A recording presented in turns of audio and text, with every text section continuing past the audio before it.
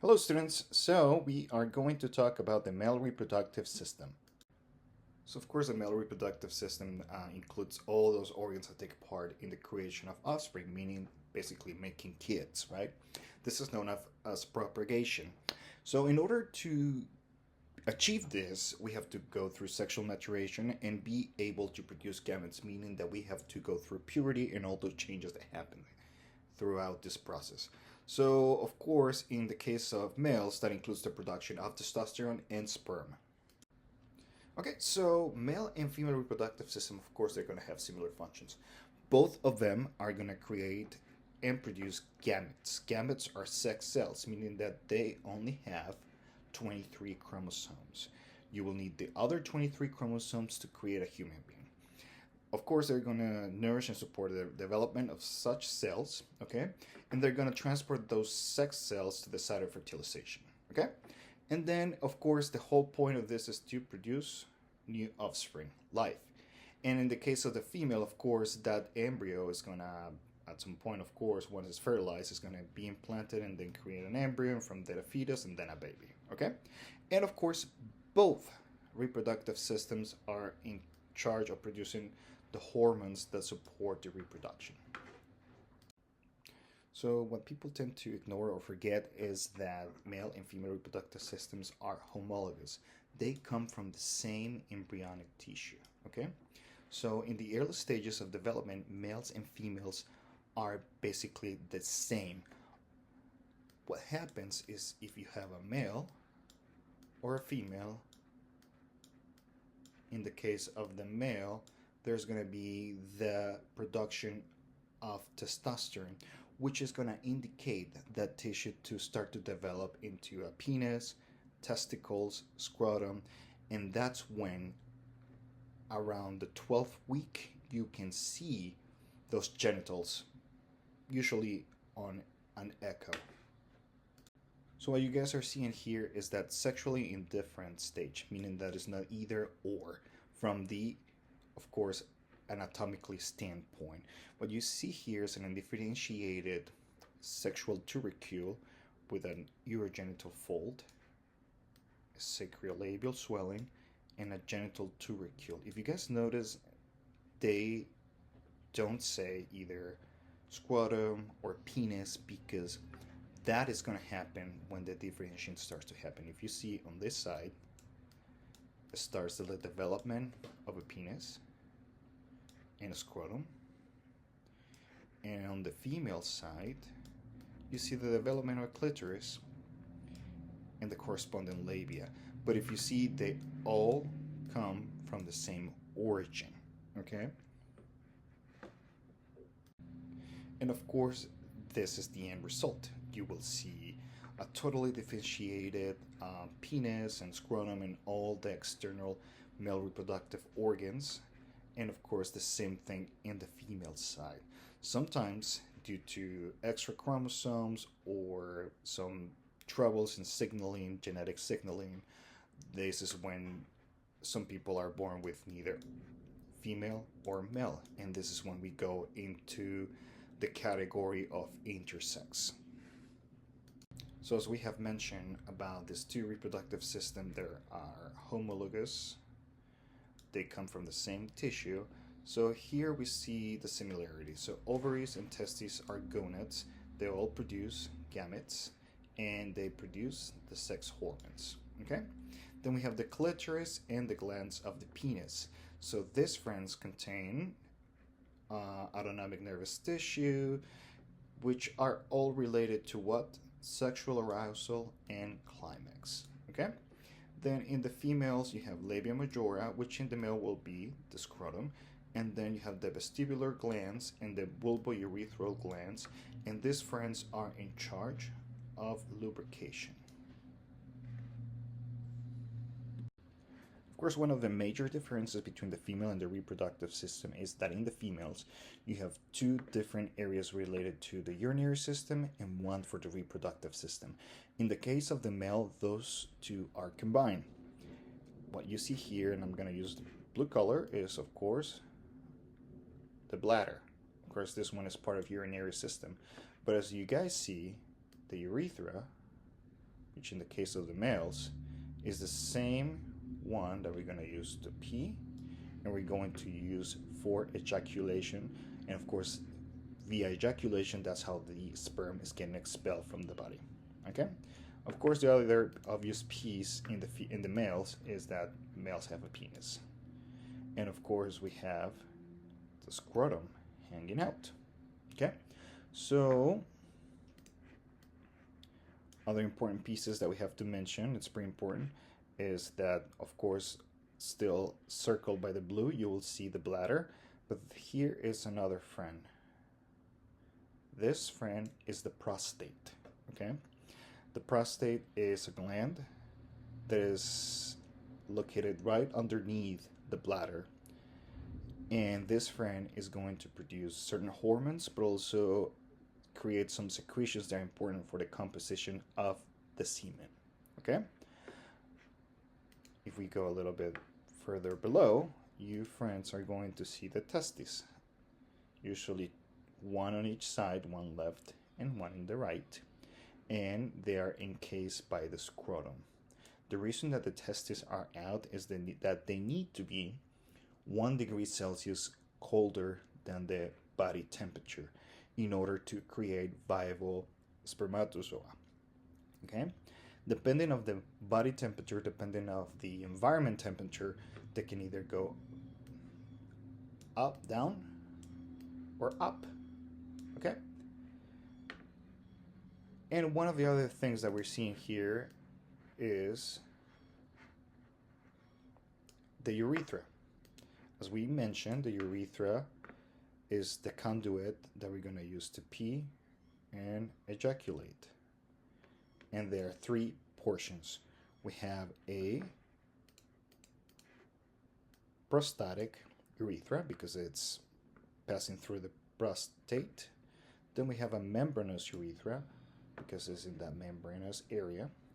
And or we call it also intermediate. And then we have a spongy urethra because it's surrounded by the corpus spongiosum, also known as body spongiosum. Okay? Okay, here's the same picture, basically, just like with less noise, less parts. What you guys are seeing here are the same structures. What we're seeing here, of course, is your bladder, your prostate. You can see the penis here. You can see the testicle here, and then the scrotum. Now let's add more friends to this. Okay, so starting from the top, you friends are going to see, as we mentioned, the bladder. Now this friend here is called the seminal gland or seminal vesicle, and as you guys can guess, it's related to the production of semen. Okay, we have talked about the prostate. Let's introduce another gland. This one is known as the bulbourethral gland, and this one is related to the production of a mucousy lubrication substance that is important for lubrication. Okay, then if we go all the way to the bottom, we see our friends the testes. Okay, these friends are in charge of production of testosterone and the spermatozoa. This friend here is known as the epididymis. Okay, and we're going to talk about this friend a lot. I call this friend the sperm college because, as we were talking with the thymus is kind of like the place where the T cells become immunocompetent. It's kind of the same thing in the case of the epididymis, meaning that the sperm, of course, is going to be created here, but they're going to become competent in the epididymis. Okay? Now, let's address another friend that is pretty important. Of course, in order to come from the testes all the way out, wherever they are going, the sperm needs to be transported. How?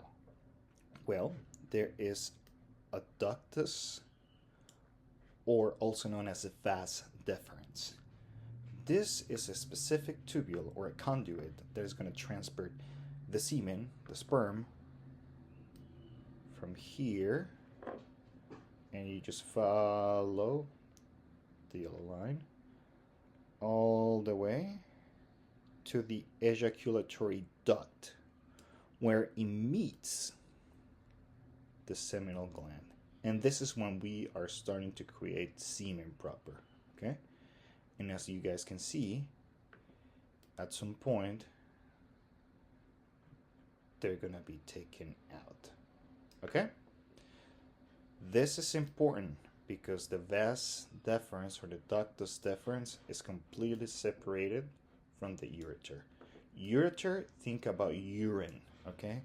Ductus vas deferens is the one that is transporting sperm, okay? This friend is the one that gets nipped when we're doing a vasectomy, because if you think about it, we are closing the doorway or the road for sperm to be transported, hence a pregnancy doesn't happen. So what determines the gender of a baby? Well, whether a baby is female or male, that's determined by the chromosomes from the sperm, okay? Mom is always going to provide her eggs, okay? Always. The one that is going to provide either X or Y is Dad, okay? So you will have a spermatozoid that is going to be either Y, or you're going to have a spermatozoid that is going to be X, either or. And of course, that is going to create XY or XX. Biologically speaking, a male, biologically speaking, a female. So this is just something that we just talked about. So if the sperm fertilizes an egg and carries the X chromosome, we end up with an XX, right? And if the sperm that is fertilizing that egg has a Y, we are talking about XY. Okay, so to carry the idea across, what you guys are seeing here is Henry VIII. Henry VIII was famous for either divorcing or killing or becoming widowed of his wives, and what he wanted at the end of the day was a boy. Well, he blamed basically all his wives for not giving him a boy. At the end of the day, the one who was determined always that was Henry VIII, because the one that determines the sex, it's the male, because it's either a spermatozoid that is carrying a Y or an X. Moving forward, we're going to talk about the primary sex organs and then the secondary sex organs. What you're seeing here, of course, the primary sex organs are the testes or testicles, and the secondary sex organs, we are talking about the spermatic ducts, which are the ones also known as vas deferens. Secretory glands, we're going to talk about the bulbourethral glands, seminal glands, or the prostate. And then external reproductive organs, we can talk about the penis, for example. Now we're going to talk about the male perineum. This is basically the same thing that we saw in the female reproductive system with an anterior triangle and a posterior triangle. Of course, the anterior triangle contains the base of the penis and the scrotum, and then the posterior triangle contains the anus. And this is basically what we just talked about, and we saw the same thing in the female reproductive system. So the urogenital triangle contains all the external genitalia, and then the anal triangle contains the anus. So then we have the scrotum. So this is external genitalia. The scrotum is skin covered sac. It's loose, pendulous, with muscle and connective tissue. It hangs attached superiorly to a part of the penis. And this friend encloses and protects the testes, okay? Also, a very important thing is that one of the main functions is to maintain the optimal temperature for sperm production. It tends to be 1 degree Celsius less than your core temperature, okay? So that plays a role, as we were saying. If it's too cold or too warm, this friend either will go down or up, okay? And in the midline, it's connected by a seam known as the raphe or raphe or raph. What you're seeing here, of course, is a dissected image. What you're seeing here is the scrotum, okay?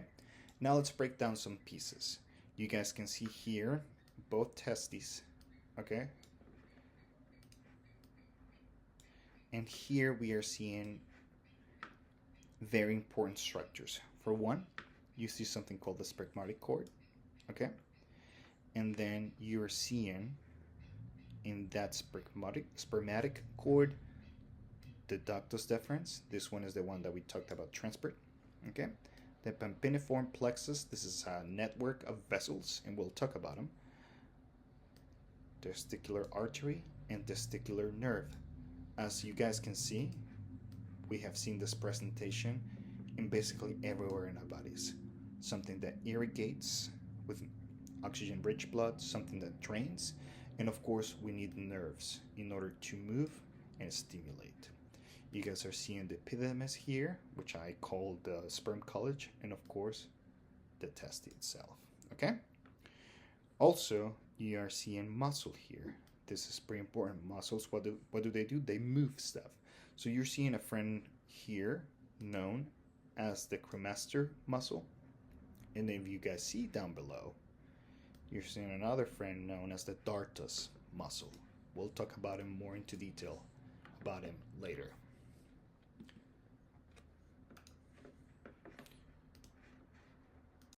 All right, speaking of the devil, the first muscle that we're going to talk about is the cremaster muscle, okay? So this friend is a strip of internal oblique skeletal muscle, okay, that extends down into the scrotum, what we're seeing here, okay? So what does this friend do? When the external environment temperature is cold, it contracts, causing the testes to drop upward, okay? And the same thing, if the environment temperature is warm, it goes down. It's all about to control the temperature. And any male can relate to that. When the temperature is too cold, the testes go up. That's what I have this arrow here, meaning that they either go up or down. This is a good way to remember the function of this muscle, okay? Either goes up or goes down, and that's the cremaster muscle, okay? This muscle, same function, but different orientation, okay? This is the dartus muscle, okay? So what does this muscle do? Well, when the external temperature is too cold, it contracts, causing the scrotum to become wrinkly, okay? So one of the things I try to remember this muscle is that it goes either wrinkly or not wrinkly. So it goes this way, okay? I think about the wrinkly balls because that's what they do, just wrinkle. All goes down to the same thing, temperature control, because the temperature is fundamental for the viability of sperm. And then you have the pampiniform plexus. So the pampiniform plexus, it's a network of veins, and that's my peacock that you guys are hearing. So this is a network of veins that surrounds the testicular artery in the spermatic cord. So the venous blood is cooler than the arterial blood. So what do you guys think helps? Temperature. And again, temperature is fundamental for the viability of the sperm. So then we have the testes. So the testes are small pair oval organs in where? The scrotum, of course. Or they need to be there. So they must be maintained outside of the body in the scrotum, okay? So when we are developed inside mom, these friends are developed near to the kidneys, okay? So they start to descend between the 6th and the 10th week of development, and it should be complete by the 28th week, okay? If they don't go down, if the testicles don't descend, then we have a problem.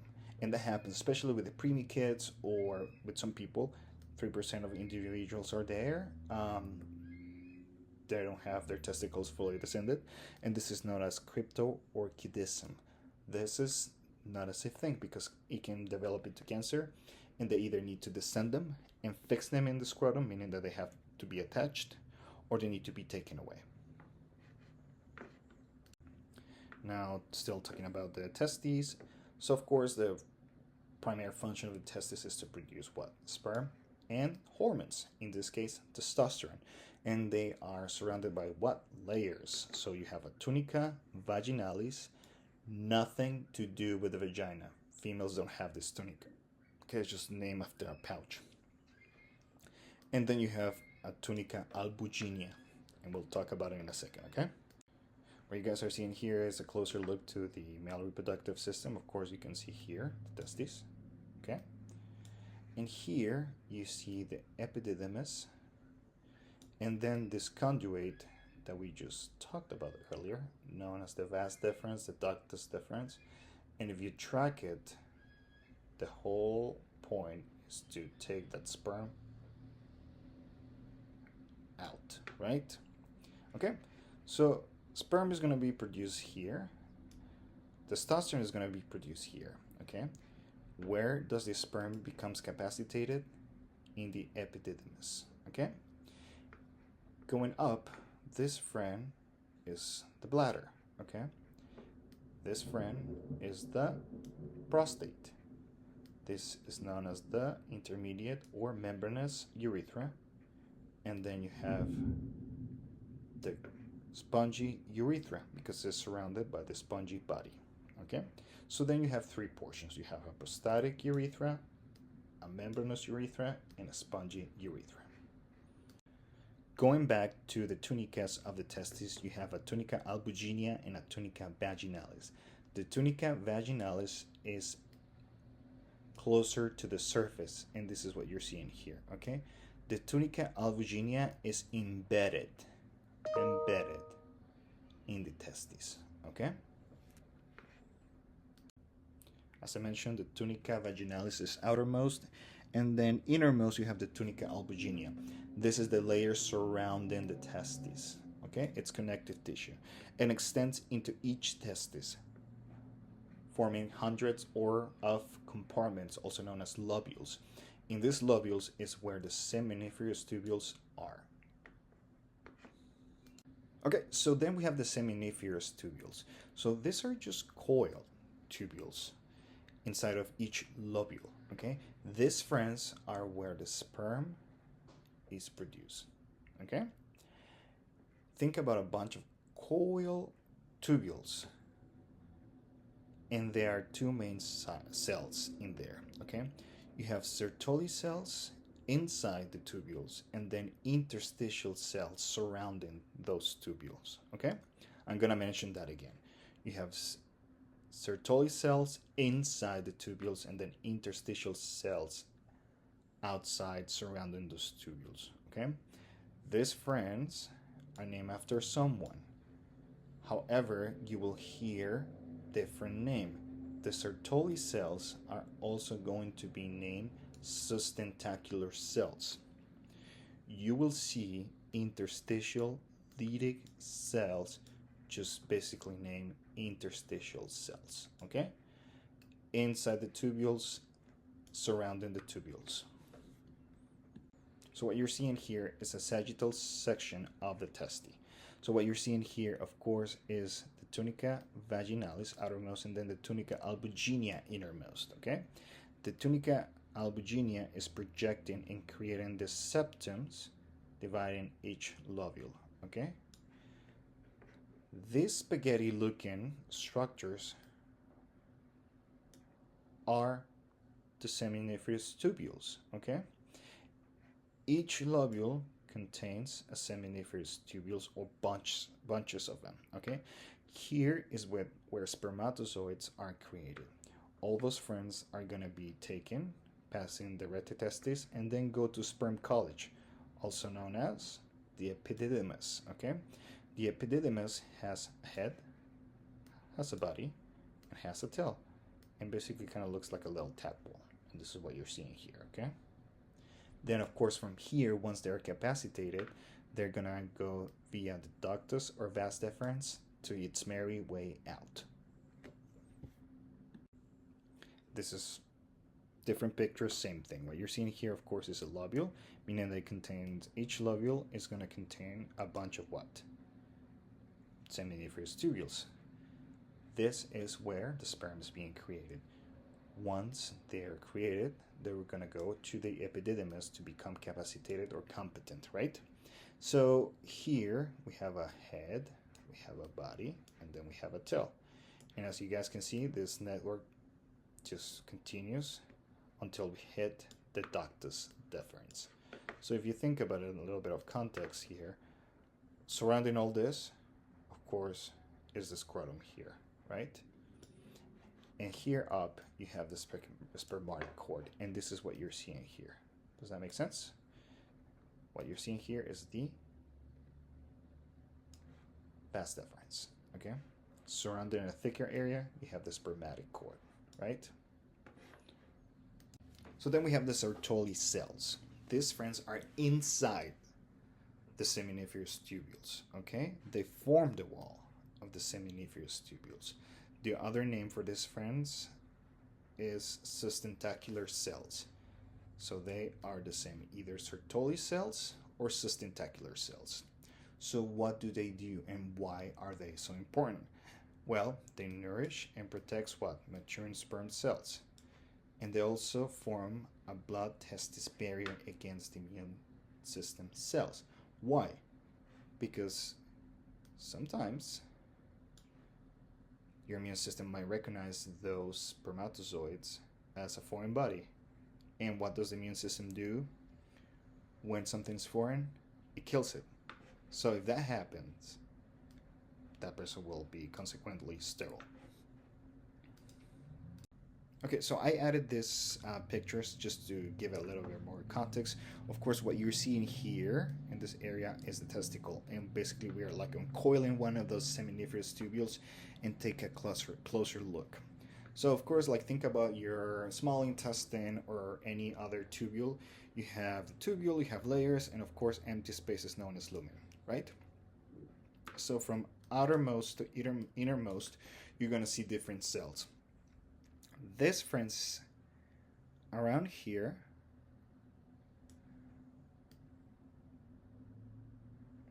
are the sustentacular or Sertoli cells. As you guys can see, this kind of connective tissue is kind of like the PBJ of the wall of the seminiferous tubules. Then what you are seeing here, all these cells are immature sperm, which is known as spermatogonium, okay? They are going to start to divide and mature. From a spermatogonium, you're going to have a primary spermatocyte, then a secondary spermatocyte, and then you have spermatids, and ended up with mature sperm. So think about that. Spermatogonium, primary spermatocyte, secondary spermatocyte, spermatids, and then we end up with a mature sperm. As we were talking, oocytes, also known as eggs, are gametes. Spermatozoa are gametes because both of them only have 23 pairs. Different pictures, same basically idea, okay? You have a Sertoli cell here, which is a sustentacular cell here, and what you're seeing are the same thing. So you have the germinal cell, then you have a spermatogonia, which is this one, and then you have the primary spermatocyte, secondary spermatocyte, then the spermatids, and then what? The spermatozoa. This is an uncoiled tubule. What you're seeing here, you have the lumen, and the whole point is like the maturing of those cells until we have a spermatogonia. From here, these friends are going to go to the epididymis to mature and become competent so they can swim properly and they're activated. So the whole point of this little friends is that there's going to be one lucky one that is going to fertilize an egg. Then, as I mentioned, there are the other interstitial Leydig cells, okay? These friends are outside the seminiferous tubules and surrounding those tubules. These friends produce testosterone, okay? So the interstitial Leydig cells are surrounding each seminiferous tubules and they produce testosterone. Okay, so putting everything together, we already talked about this, friends, right? We talk about the Sertoli cells that are basically making up the wall of those seminiferous tubules. So this is basically inside. And then you have Leydig cells that are outside and surrounding each seminiferous tubule. Leydig cells or interstitial cells produce testosterone. Sertoli cells or sustentacular cells are the ones in charge of spermatogenesis,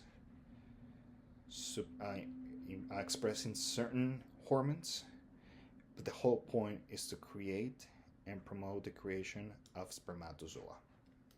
Now here what you're seeing is a histological sample of that seminiferous tubule. So no more drawings. Now you're seeing the real thing. But now you know what to look at. So empty space is lumen. And then what you're seeing here is the whole maturation of those cells, starting from a spermatogonia, then you have the primary and secondary spermatids, and then you have the spermatids, and then at the end the mature spermatozoids. Okay, these friends here are the sustentacular cells, also known as Sertoli cells. Okay, inside the seminiferous tubule. What you see around those tubules are the interstitial cells, also known as the Leydig cells, that they produce that testosterone. All right, moving forward, we're going to talk about the epididymis, a long, lengthy, complicated name. When you see this word, I want you guys to think about the epididymis as the site of sperm maturation and storage. I'm just going to leave it as simple as that. The epididymis is the site of sperm maturation and storage.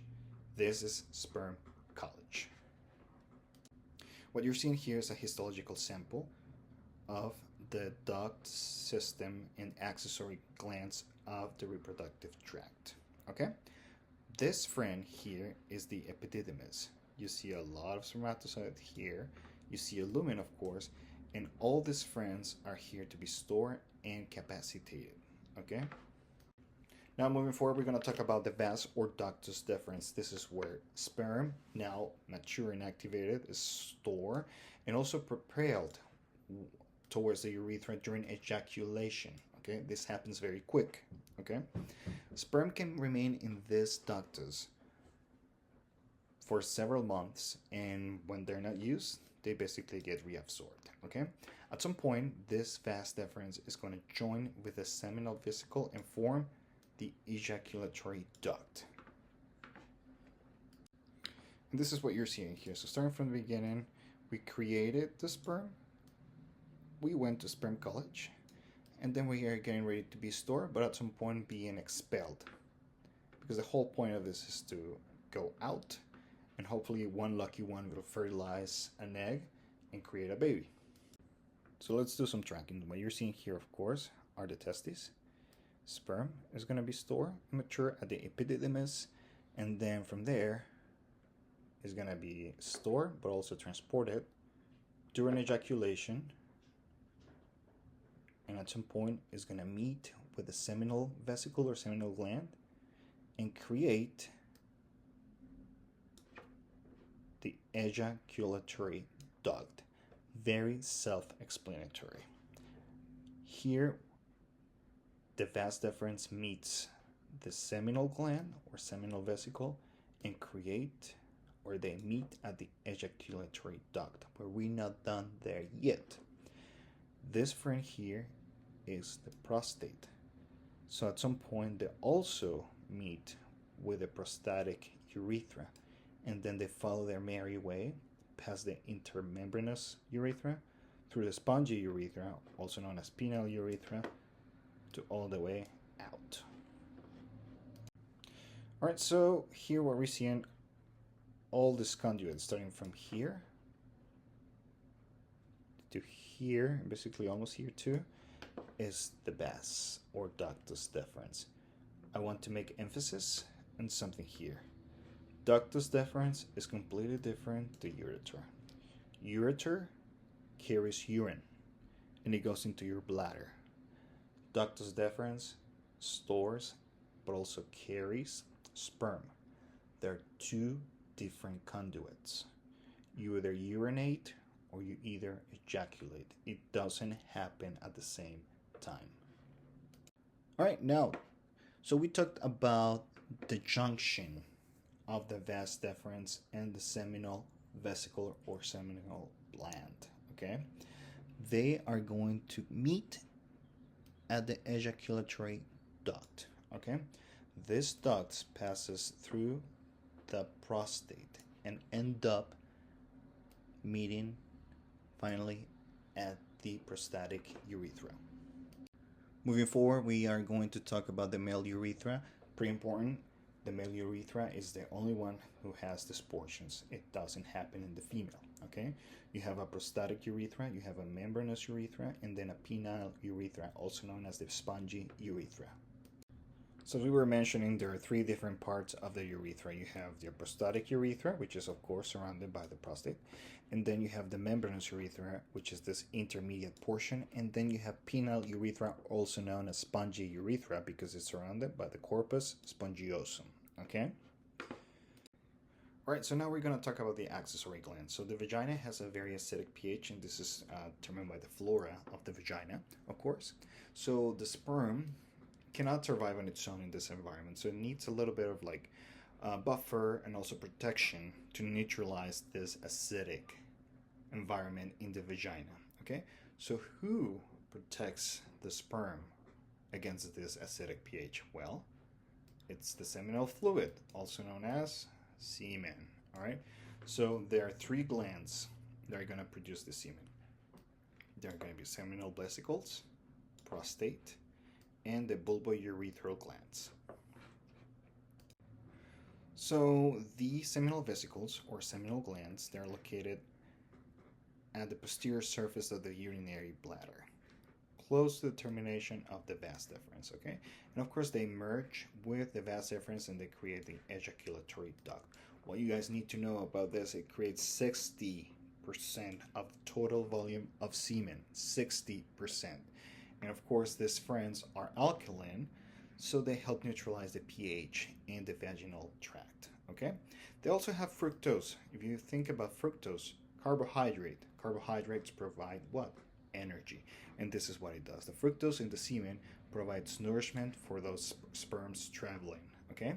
It also promotes dilation and widening of the cervix. The whole point is for the sperm to go inside, from the vagina to the uterus, and then at some point a lucky one is going to be there to fertilize that egg. So what you're seeing here, of course, is the seminal vesicle, okay, that is going to meet with the vas deferens and create the ejaculatory duct. 60% of the makeup of the semen. All right, this is an interior view. What you're seeing here is the same frame as the seminal vesicle, one on each side. The whole point of this is to meet with the sperm, and this frame is going to provide 60% of the volume of the semen. Okay, also provides nourishment and protection. Okay, so now we have the prostate gland, right? So single unpaired organ that surrounds the urethra and the ejaculatory duct, hence the name prostatic urethra. This frame is around the size of a walnut. Of course, it grows as we age. And this frame makes up 30% of the total volume of the semen. Okay, this frame contains citric acid, okay, which provides nutrients for the sperm. Also has an antibiotic to protect the sperm, and also secretes something called prostatic specific antigen, PSA. This frame helps liquefy semen after ejaculation. When semen comes out, is very compact, very viscous, kind of like a mucousy substance. It liquefies as time goes through. The whole point of this is it's easier for sperm to swim in something that is more liquefied because it's easier to swim. And then the whole point of this is once it passes the most challenging areas of the vagina, in the uterus can go and fertilize that egg. Okay, so what you're seeing here, of course, is the prostate. Above is the urinary bladder. Below, it's the continuation of the urethra. What you're seeing inside, of course, is the prostatic urethra and the ejaculatory duct. As men age, the prostate tends to grow, but also with that growth comes the constriction of the urethra. Hence, as men get older, the size of the stream is narrower and narrower, and at some point it becomes a trickle. This is an anterior view. What you guys are seeing here, of course, is the prostate. Okay, prostatic urethra, membranous urethra, spongy urethra. This is a histological sample of the urethra on both sides. Okay, it has ducts, and of course, what we're going to produce here is 30% of the seminal volume, but also that PSA, the antigen that is going to liquefy the semen. Okay. On this side, what you guys are seeing are prostatic concretions. These, friends, are just deposits of debris and just accumulation. These, friends, usually you will see them in older men. Sometimes they can become a calculi, but it's very, very uncommon.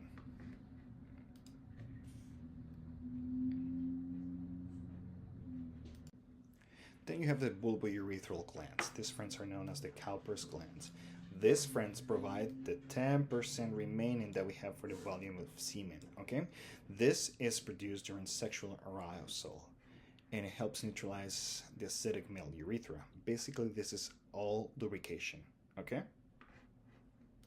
So where are these, friends? These, friends, are located here, close to the membranous urethra. They're known as bulbourethral glands, and the whole point of this is lubrication. Okay, they account for 10% of the semen volume, and they're located close to the membranous urethra. Same structures, different view. You guys are familiar with the prostate. You guys are familiar with the bladder, testes. So where are those bulbourethral glands? They're here, close to the basis of the penis. Okay, 10% of the semen volume. They are, the production of this substance, 10% of the semen, is for lubrication. So what's semen? Okay, well, semen is that fluid mixture of sperm cells and fluids produced by all those glands: seminal vesicles, prostate gland, and bulbourethral glands. In average, in a lifetime, a male makes 14 gallons of semen. Woohoo! And in each ejaculation, that accounts for 2 to 6 mLs. Okay, so of course, ejaculation means semen released from the body. Each emission accounts for 100 million of individual sperm cells, and we just need one to fertilize that egg. Okay, less than 20 million on each ejaculation is considered a contributing factor for what? Infertility.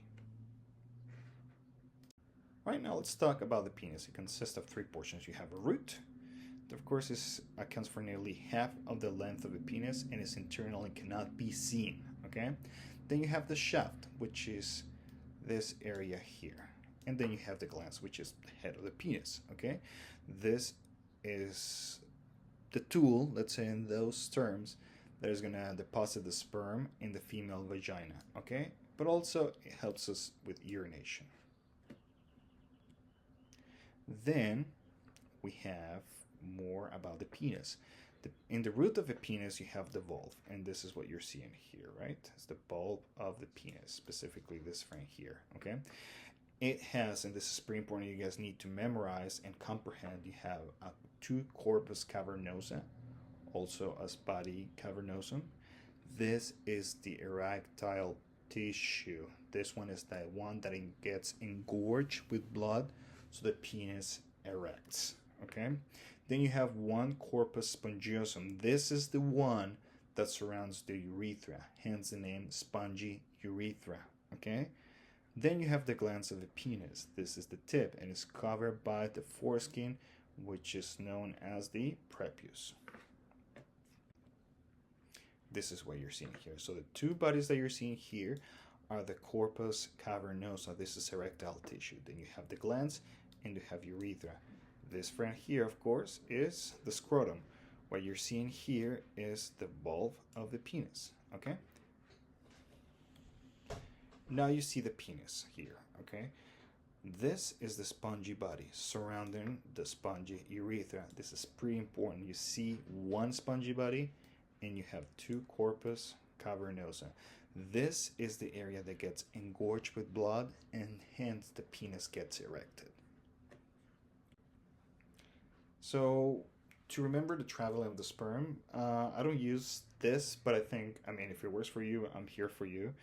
Everything starts with the seminiferous tubules where the sperm is produced. Then we go to sperm college. Then we pass through the vas deferens, through the ejaculatory duct, then to the urethra, and then penis, and then out. Okay, this is known as the acronym of 7-up. So, how a penis gets erected? Well, erection is the engorgement of blood in the erectile tissues. Okay, which tissues? Well, corpus cavernosum. Okay, so this could be either by mental or visual stimuli, as well as physical touch. Excitement, the foreplay, right? The erection itself is controlled by the parasympathetic nervous system. This allows those areas to tell those arteries to fill up with blood and the veins to compress, so all that blood gets stuck in the penis. Okay, the ejaculation, which is the whole point of this, is controlled by the sympathetic nervous system, so the orgasm happens. Once the orgasms occur, those veins are gonna decompress, and then the erection goes away. Speaking of orgasms, the orgasm is the climax, all right, of the sexual stimulation in the males, and this is characterized by ejaculation. Okay, so again, the orgasm is controlled by the sympathetic system. Okay, with ejaculation, it comes movements of semen into the urethra. Okay, followed by contractions of the urethra. The whole point of this is to take all that semen out. During this contraction, the bladder of the sphincter will contract, preventing urine from entering the seminal fluid. You don't want that. You either urinate or you ejaculate. Now let's talk about the hormonal control of the male reproductive system. These are hormones that we have seen in the females as well. LH causes the production of testosterone in the testes. All right. So testosterone stimulates the development of male reproductive organs in the embryo. Hence, if the kid is XY, there is production of testosterone, and then you get to see that differentiation of sexual organs. Then, of course, causes the puberty in males. It also develops and maintains those male secondary sex characteristics, and of course contributes to sexual arousal and libido. Then what are these secondary sexual characteristics? Well, body hair, the Adam's apple, lowering of the voice, muscle mass, and stronger skeleton, and basically males have an oilier skin than females. Then in the case of the males, the FSH causes the production of the sperm in the seminiferous tubules of the testes. So the spermatogenesis, of course, this is the whole process of creating spermatozoa. What I want you guys to think is the following. These friends are their sexual cells, gametes, okay? So the whole point is to always end up with cells that have 23 chromosomes, okay? In order to create a gamete, you have to go into meiosis, okay? And there's meiosis 1 and 2. I'm not gonna go into the details, even though this is fascinating. The whole point is from one immature cell, you're gonna end up with 1, 2, 3, and 4 spermatocytes. Here you are seeing the process is very fascinating, but I'm not gonna go into details. The whole point of this is from a 1 primary spermatocyte, you're gonna have 2 secondary spermatocytes. Then from the 2 secondary spermatocytes, you're gonna end up with 4 spermatids. Then we're gonna go to the epididymis to become what? spermatozoa, which are the mature sperm cells. This is the simplified version of this. The whole point of this is from one spermatogonium, you're going to end up with 4 spermatozoa. These are the friends that have 23 chromosomes, okay? And speaking of the friends themselves, these are the spermatozoa. They are the mature sperm cells. They kind of look like a tadpole. And they have 3 main portions. You have a head, what you're seeing here, have a meat piece, and then a tail. This is a cell, so like any other cell, they have a nuclei, they have a mitochondria, and in this case, this friend has a tail. And the tail is necessary because these friends need to swim in order to get to that egg. So this is where all the genetic information is collected. This area here has a mitochondria, so this friend is the one related to the energy. And then this is propulsion. So the head of spermatozoa, of course, as I said, has the nucleus, and it contains 23 chromosomes because this friend is a gamete. The chromosome either can be X or Y. Then you see something here called the acrosome. This is a cap or cover. This contains digestive enzymes that help penetrate the egg.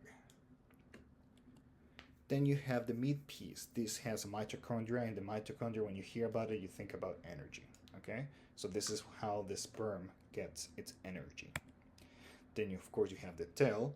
This is what propels that spermatozoid to serve its purpose of to get to the egg. Now let's talk about some male reproductive conditions and diseases. This one, more than a condition, it's a selective surgery, and it's very straightforward. The whole point of the vasectomy is to snip the vas deferens, okay? Why? Well, it prevents the sperm to exit in the body. No sperms exit in the body, well, no pregnancy. It's very simple to get done. It's less complicated. The tube ligation. The catch up with this is that once you get a vasectomy, you still have to have sex with protection for the next probably 2 weeks, because as we said, there is still sperm store in this vas deferens. Once that period is passed, you should be fine.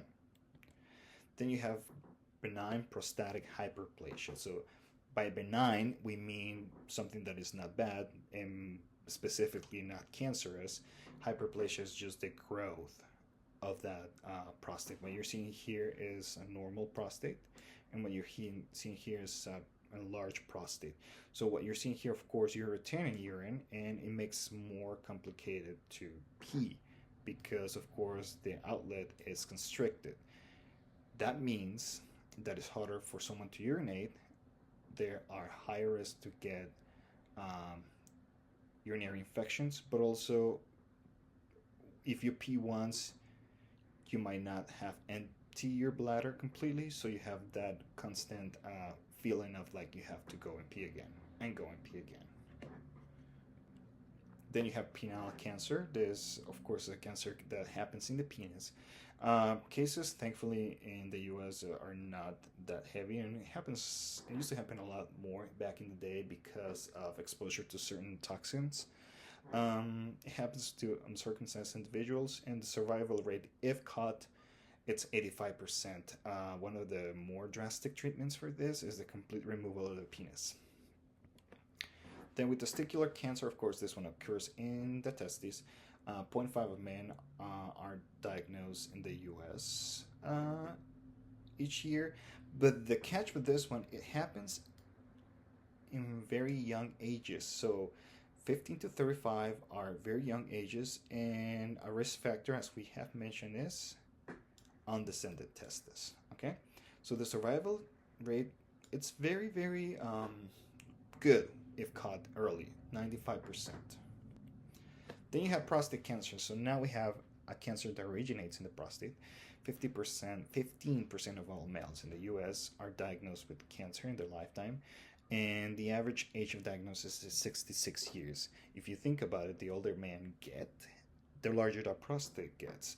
So there is a higher risk of that enlargement can be related to a cancerous origin.